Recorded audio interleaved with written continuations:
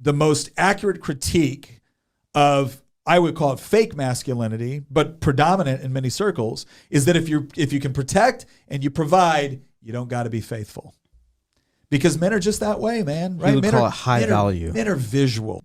People will say this, oh, well, a man can do this and he can separate the emotional from the physical, and then, he can still love his wife. And you see the movies portray this, everything else. Garbage. Absolute garbage. Being faithful to your God, your wife, your family, this is the core of what it's supposed to mean to be masculine, to be a genuine man. Because a man is someone that can be relied upon. When they give their word, they keep it. And keeping your word doesn't just mean, hey, I promised I was going to be there Tuesday to help you move. One of the most important promises you ever make in this world is when you stand across from the woman you're going to marry and you say, I do, for better or for worse, in sickness and in health, till death do we part. Forsaking all others. Forsaking all others. And that doesn't just mean the physical manifestation of that. That means emotionally, you are closed off. There is a certain emotional connection. There's a physical and emotional connection that belongs to her and her alone. And nobody else gets it. They don't even get a taste of it, right? It's hers. And she has to be secure in that. And that's not just morally correct.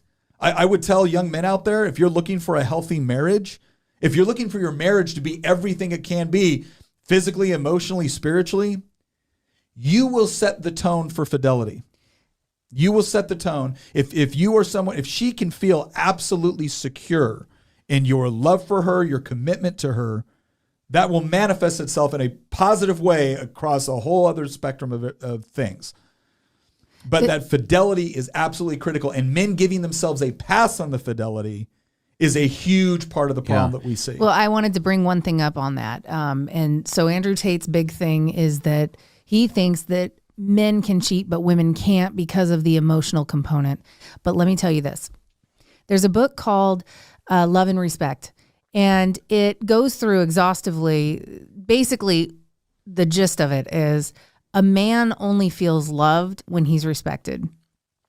Women don't necessarily need to feel all that respected to feel loved. I would say that that's important to women as well. However, men cannot feel loved. They literally cannot feel loved unless they're also respected. And there is nothing that will destroy a woman's respect for you more than a man who can't be faithful, or a man who has an issue with looking at things he shouldn't look at on the internet. Literally, a woman cannot respect you. Therefore, you can't feel loved by her anymore because she doesn't respect you.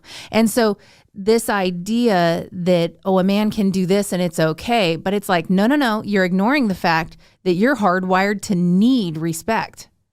And if you need respect, you better do respectable things. Yeah. And don't destroy your credibility in that area. And so I definitely disagree with him on that. I think that the idea that a man can disconnect himself emotionally completely and go scratch his itch somewhere else and come back, that's not a feature. It's a bug. That is a broken piece. That is the toxic side of that.